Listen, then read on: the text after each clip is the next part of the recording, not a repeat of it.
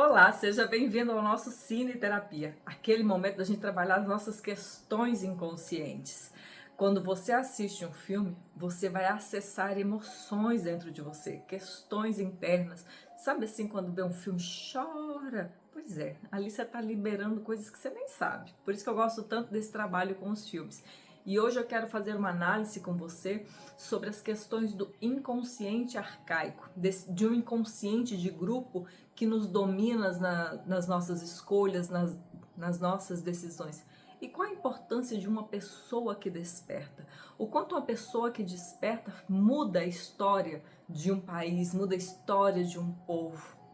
Por isso que eu escolhi esse filme, O Rei do Povo, que é baseado em fatos reais, que se passa na Índia, um país que eu acho belíssimo, colorido, que eu conheço pouco, mas que eu gostaria sinceramente de um dia ir lá e conhecer esse país lindo, né? Mas um país com uma cultura tão diferente da nossa, mas ao mesmo tempo com questões em relação às mulheres, que lembra muito as nossas dores aqui. E o que se passa nesse filme? Nós temos ali os nossos personagens centrais, que são três, tá? Que é o Karsan, que é o nosso protagonista, o Maharaj, que é o JJ, né? Que é o deus deles lá, e deixa eu ver aqui, a Kishore, que é a noiva do Karsan, né? O que acontece? O filme se passa em 1832, é quando inicia o filme com o nascimento do Karsan, esse menino que veio para mudar uma história, que nasceu todo questionador, que foi estudar, que foi aprender e que esse conhecimento, esse despertar fez toda a diferença no país, tá? Ele mudou o país dele. Mas como tudo começa na mulher, como isso começou? Vamos começar do início, né? Então ele nasce e fica órfão aos 10 anos, a sua mãe falece, ele é mandado para Bombaim, tá? Aos 10 anos de idade vai morar com a tia, com o tio nessa cidade, estuda jornalismo e se apaixona, ele ama Kishori, que é a sua noiva, que eles estão noivos há 4 anos e o filme inicia então com ele naquela cena linda, naquela dança tão colorida, tão bonita, né? E ali o Maharaj escolhe a Kishori para o serviço divino. E o que é esse serviço divino? Ali mostra que ele seleciona uma menina, que ele leva ela, faz sexo ali em público, né? Apesar de estar dentro de um quarto, todo mundo pode assistir e a pessoa meio que não tem escolha, porque é tido assim, poxa, eu sou escolhida, eu fui escolhida por ele para esse serviço divino, né? O que mais tarde foi denominado como estupro, como abuso, como tantas coisas que a gente foi vendo ali ao longo do filme, né? Então ela é extremamente religiosa, ela coloca essa religião acima do amor, acima do casamento. Ela tem uma devoção cega por aqueles valores, por aquela cultura, por tudo aquilo que ela cresceu, que as suas ancestrais também fizeram, que as suas ancestrais serviram, que tantas mulheres que ela conhece serviram. E o impacto emocional nessas mulheres é que a gente vai vendo ao longo do filme. Tá? Mas eu quero falar uma coisa para você. Eu escolhi esse filme para nós trabalharmos as questões do inconsciente arcaico, que é o que o Bert fala, que nós somos dominadas por esse inconsciente. Por isso que nós vivemos repetindo padrões, até que uma pessoa desperte, até que uma pessoa se posicione e mude o curso da história, tá? Então a Kishori, como eu disse para você, tudo começa na mulher. Ele tinha os questionamentos dele, mas o que faz ele realmente despertar, o que faz ele tomar um posicionamento é quando a noiva dele, então, é escolhida para esse serviço e ela vai com muito gosto. Ela vai ali cega. E ela se mantém nessa cegueira, ela confronta o seu noivo, tá todo mundo ali assistindo, ela fazendo sexo ali, né? E tá tudo. Pegar na mão do noivo não pode, mas fazer sexo em público, ok, né? Por quê? Porque é da cultura, porque isso é uma dádiva ser escolhida. Então, depois que ela passa por tudo isso, que ela vai falar com ele, que ele a rejeita, que ele não quer mais um noivado, ela volta ali pro JJ e o JJ fala, não, você agora é minha escolhida. E aí ela fica orgulhosa, até que ela cai em si quando ela percebe que ele está fazendo o mesmo com a irmã. que ele é indiferente às emoções, que ele é indiferente aos sentimentos das mulheres. E a gente vai vendo isso ao longo do filme.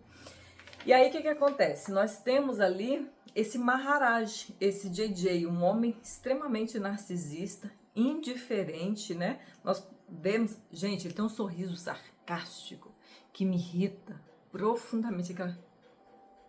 Ai, né? Não sei se você percebeu isso no filme, mas assim, tipo, eu sou superior, eu faço o que eu quero, ninguém manda em mim, sabe? Nem mesmo os outros líderes religiosos. Ele estava acima de tudo e de todos. Na percepção dele, ele era o próprio Deus daquela nação. Ele dava as ordens e as pessoas acatavam e recebiam. Então, o que acontece? Ele manipulava as pessoas, ele é insensível, manipulador, indiferente à dor dos outros.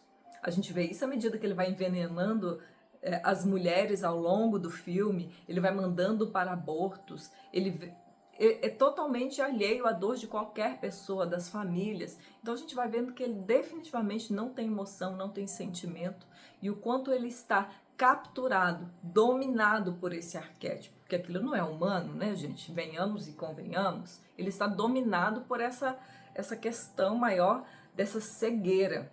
Então nós vamos vendo ali todo um povo dominado por essa cegueira, chamada os costumes, as questões arcaicas de várias gerações que vem se perpetuando esses abusos. E aí, e o Karsan que desperta no meio de tudo isso, porque ele foi para fora, ele foi estudar, ele foi trazer novos conhecimentos. Então, quando ela falece, quando a menina, né, infelizmente suicida, ela deixa uma carta para o Karsan dizendo: olha, faça de mim a sua razão para lutar. Eu peguei só um pedacinho, tá? Faça de mim a sua razão para lutar. Entende? Faça de mim a sua razão para lutar e não pare. Né? Eu despertei, eu me dei conta. E quando eu despertei já era tarde demais, eu já havia perdido você. Então ela faz esse pedido e aí então ele começa a se posicionar. Porque até então ele estava ali desperto, mas não sei o quê. Mas foi necessário essa tragédia dessa moça linda para ele tomar uma atitude, para ele tomar um novo posicionamento. É quando ele começa essa luta contra essa injustiça, tá? Então o Karsan, ele se revolta com essa atitude, ele não aceita essa noiva, e todas essas posturas vão conduzindo a um despertar de uma nação, ao despertar de um povo que está sendo dominado, manipulado, chantageado. Então ele vai fazendo tudo isso. E o que isso tem a ver com a nossa história? Quantas mulheres chegam até mim e sentam e me contam histórias de abusos sexuais? Quantas mulheres, ela foi abusada, a mãe foi abusada, a filha foi abusada, a tia foi abusada, e não tem o apoio da própria família? Porque a mulher não pode falar. Para que falar isso? Isso já passou. Em quantas famílias os homens são alcoólatras, são abusivos e ninguém fala nisso? Em quantas histórias se perpetua de geração em geração? Por isso que eu escolhi esse filme. Não quero falar aqui de religião, não quero falar aqui das escolhas, entende? Dos ritos de cada um. Mas eu quero falar dessa inconsciência, dessa cegueira. Quantas vezes a menina pega as dores da mãe e toma a raiva do pai e segue cega, odiando todos os homens por toda a sua vida, sabotando todos os teus relacionamentos? Quantas famílias, as mulheres são todas casadas, são infelizes? São padrões. Isso está dominada pela inconsciência.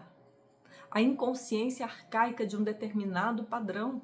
No filme nós vemos um padrão de todas das mulheres serem abusadas, das mulheres serem objetos sexuais, das mulheres serem dominadas, de todo um povo sendo manipulado.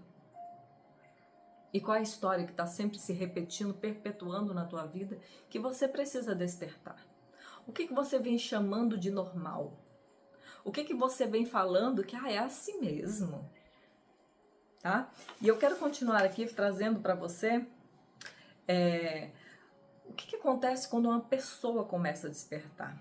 Quando no filme nós vemos que quando o Karsan começa ali se posicionar, quando a sua noiva morre, quando ela deixa a carta, né, e ele fica ali carregado de culpa, ele fica carregado de culpa e ela faz esse pedido, né? Mostre a verdade sobre o DJ. Então, sobre o que acontece? Ele é rejeitado pela família, a tia pede para ele sair, o tio, tá? Ele é convidado a sair do jornal onde ele trabalha, então tudo vira as costas, porque tá todo mundo numa cegueira, tá todo mundo dominado por essa inconsciência, por esse normal, por esse certo. Quem é você para vir aqui questionar o que a gente vive há tantas gerações? Então, quebrar um padrão, criar uma nova consciência, um novo posicionamento, é necessário muita força na alma. Por que uma pessoa não sustenta aquilo que ela quer? Porque ela precisa lidar com a rejeição.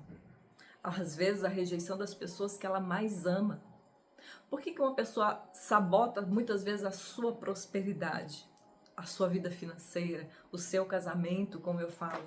Porque quando a gente vem de uma família de falidos, de uma família de escassez emocional, de mulheres infelizes, mulheres sofredoras, mulheres abusadas, ser feliz não é fácil.